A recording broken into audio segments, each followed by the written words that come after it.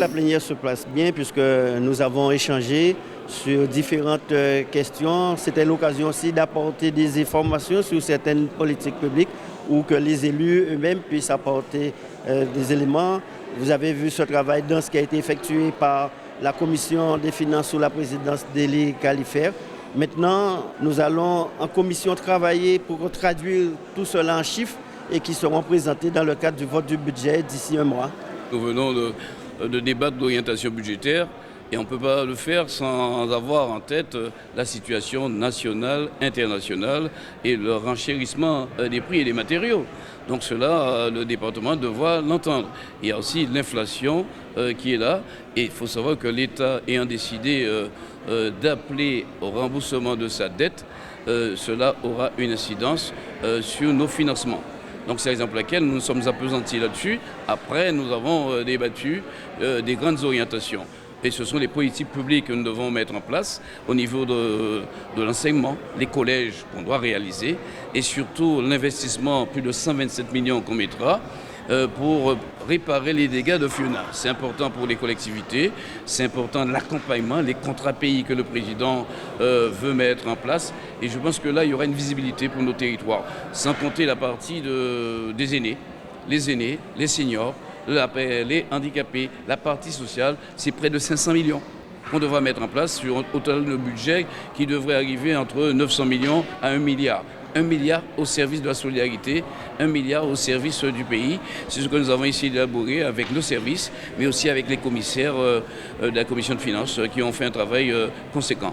La situation financière est bonne puisque nous l'avions dit.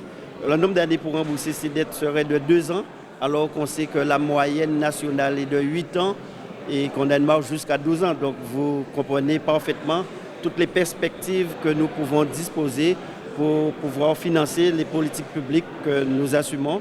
Et d'ailleurs, dès cette année, nous voterons sans doute un budget d'investissement supérieur, pratiquement de 20% par rapport à l'an dernier.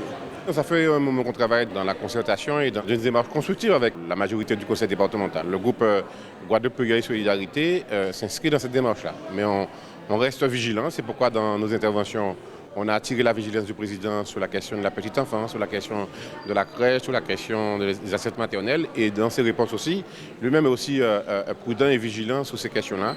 Ce que j'ai plaisir à répéter, c'est qu'on attend concrètement le vote du budget pour voir traduire la volonté, l'expression du président et à travers donc, le budget provisionnel qui va être proposé d'ici 3 semaines et qu'on va voter en plénière. Donc à ce moment-là, là aussi, on aura un débat parce qu'on pourra mesurer concrètement les engagements du président. Aujourd'hui, on avait affaire à ce qu'on appelle les grandes orientations budgétaires qui ne donnent pas droit d'ailleurs à un vote, et simplement une obligation que la loi fait qu'il faut présenter les orientations budgétaires.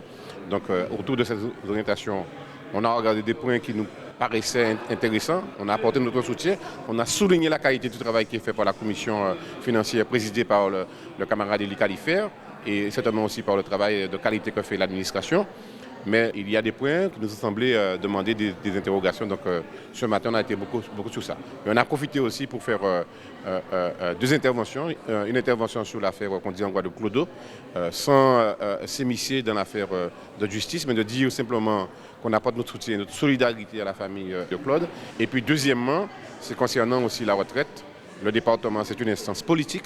Et donc c'était pour nous au niveau de la plénière de faire savoir notre proposition, le groupe GPS, par rapport à la retraite et de proposer au président une motion. Il n'a pas retenu la motion, mais il a fait une proposition intéressante de dire qu'une commission va travailler, qu'à la prochaine plénière, on fera des propositions au gouvernement pour dire que cette retraite-là, il y a certainement à travailler différemment. Donc j'ai présenté aujourd'hui un rapport sur le développement durable. Mais c'est quoi le développement durable? C'est l'amélioration de vos conditions de vie. C'est ce qu'on appelle le cadre de vie dans lequel nous vivons. Donc que ce soit le logement, que ce soit le sport, l'alimentation, les loisirs, tout cela fait partie de votre épanouissement. Je suis présidente de cette commission, de la commission environnement, dans lequel s'inscrit évidemment le développement durable. Nous avons mis en place déjà avec les enfants, les collèges, le jardin créole. Donc apprendre aux enfants déjà à cultiver pour avoir une alimentation autosuffisante, leur donner ce goût de la production, cette envie de produire, de mettre les mains dans la terre, Avec les communes aussi, nous avons un partenariat pour mettre des terrains à disposition, pour que les résidents, par exemple, des immeubles puissent produire aussi leur petite parcelle d'épices, de cives, de thym. En tout cas, peut-être pas des ignames, mais en tout cas, des choses qui sont nécessaires et qu'ils achètent en général, surtout lorsqu'on habite en milieu urbain. Oui, longuement parler de l'agriculture, puisque c'est un secteur qui me tient à cœur. Nous allons faire des appels à projets dès 2023 pour permettre aux jeunes agriculteurs de pouvoir s'installer. Nous l'avons fait la semaine dernière à Marie-Galante. C'est 8 jeunes agriculteurs que nous avons pu permettre de s'installer et nous allons poursuivre dans cette voie sur l'ensemble du territoire. Ce que je veux, c'est que les terres agricoles du département soient mises à disposition des jeunes agriculteurs et ce qui nous permettra d'augmenter notre production agricole, j'en suis convaincu. Donc le contrat pays, c'est sur toute la mandature, puisque nous avons voté un plan de mandature 2021-2028. Et donc nous irons dans toutes les communes de manière à les accompagner, prendre des engagements sur nos compétences propres liées au département, mais aussi sur des projets de la commune qui est dans la démarche du département. Le challenge est important, ce sont des grandes orientations budgétaires. Nous lançons et on continue le travail en l'intensifiant.